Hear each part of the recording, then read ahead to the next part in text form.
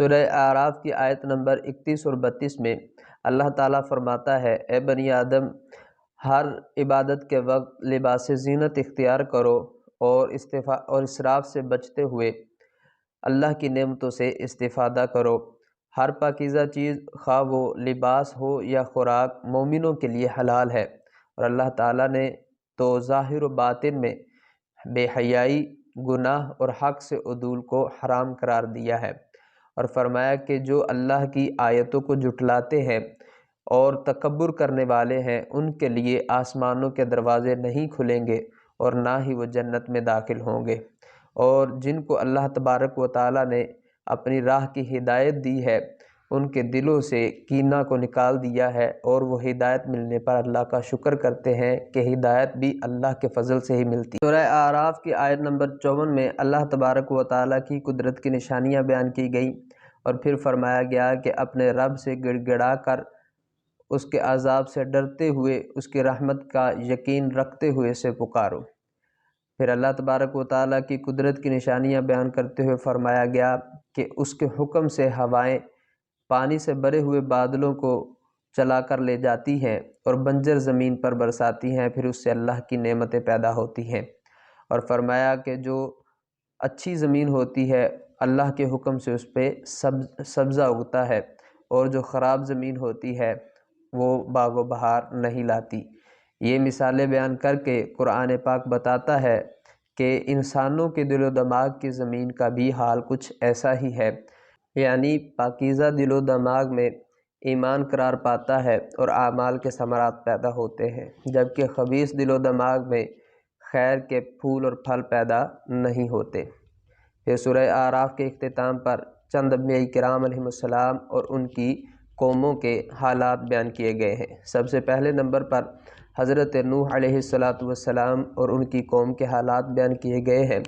کہ ان کی قوم کے سرداروں نے کہا کہ آپ تو معاذ اللہ کھلی گمراہی پر ہیں، تو حضرت نوح علیہ السلام نے ارشاد فرمایا، میں تو اللہ کا رسول ہوں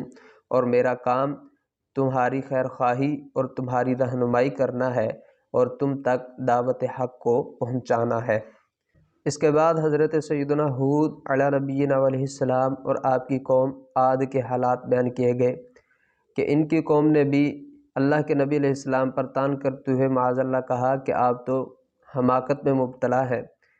تو حضرت ہود علیہ السلام نے قوم عاد کو وہی جواب دیا جو حضرت نوح علیہ السلام نے اپنی قوم کو دیا تھا، اور حضرت ہود علیہ السلام نے قوم عاد کو اللہ تبارک و تعالیٰ کی نعمتوں کا شکر ادا کرنے کی تلقین کی۔ ان کے انکار کے سبب ان پر اللہ تبارک و تعالیٰ کا عذاب نازل ہوا، جبکہ اللہ تعالیٰ نے حضرت ہود علیہ السلام اور آپ کے ماننے والوں کو نجات عطا فرمائی۔ اس کے بعد حضرت صالح علیہ السلام اور آپ کی قوم سمود کا ذکر کیا گیا ہے۔ قوم سمود کے مطالبے پر اللہ تبارک و تعالیٰ نے حضرت صالح علیہ السلام کو معجزے کے طور پر چٹان سے حاملہ اونٹنی پیدا فرمائی، اور پھر حکم دیا گیا کہ اس کو آزاد چرنے کے لیے چھوڑ دیا جائے۔ قوم سمود بڑی طاقتور قوم تھی۔ یہ نرم زمین پر محلات بناتے تھے اور پہاڑوں کو تراش کر ان میں اپنے گھر بناتے تھے، یعنی انہیں اپنی طاقت پر بڑا ناز تھا۔ پھر انہوں نے اللہ تبارک و تعالیٰ کے حکم کی نافرمانی کی اور اونٹنی کی کونچیں کاٹ دی۔ اس پر اللہ تبارک و تعالیٰ کا عذاب سے انہیں اس طرح دوچار ہونا پڑا کہ رات کے وقت ان پر زلزلے کا عذاب مسلط کر دیا گیا، اور یہ صبح کو اپنے گھروں میں اوندے منہ پڑے رہ گئے۔ اس کے بعد حضرت لوط علیہ السلام اور آپ کی قوم کا ذکر کیا گیا ہے کہ وہ بے حیائی میں اپنے زمانے کے سب لوگوں پر سبقت لے گئے اور اپنی جنسی خواہش کو غیر فطری طریقے سے پورا کرتے تھے۔ پھر جب اللہ کے نبی علیہ السلام ان کو عذاب سے ڈراتے تو یہ اسے مذاق سمجھتے تھے۔ اللہ تبارک و تعالیٰ نے پھر ان پر عذاب نازل کیا کہ آسمان سے ان پر پتھر برسائے، یہاں تک کہ ان کا نام و نشان تک باقی نہ رہا،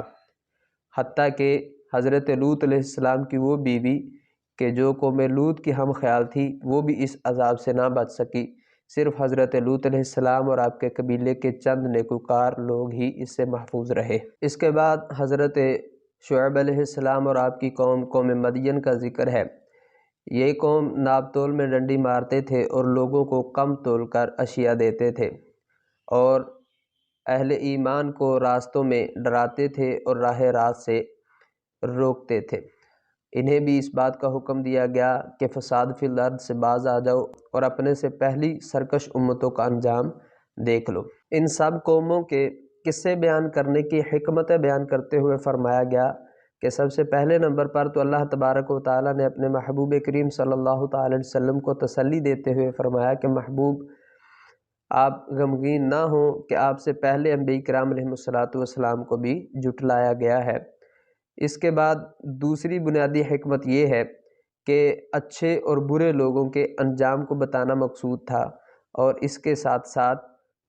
رسالت کے اوپر بھی ان قصوں میں دلیل ہے کہ امی ہونے کے باوجود نبی کریم صلی اللہ تعالی وسلم سابقہ امتوں کے قصے بیان فرما رہے ہیں۔ اور آخر پر ایک حکمت یہ بھی ہے کہ انسانوں کے لیے ان قصوں میں عبرت اور نصیحت موجود ہے۔ اس کے ساتھ ہی ہمارا 8واں پارہ کمپلیٹ ہوا۔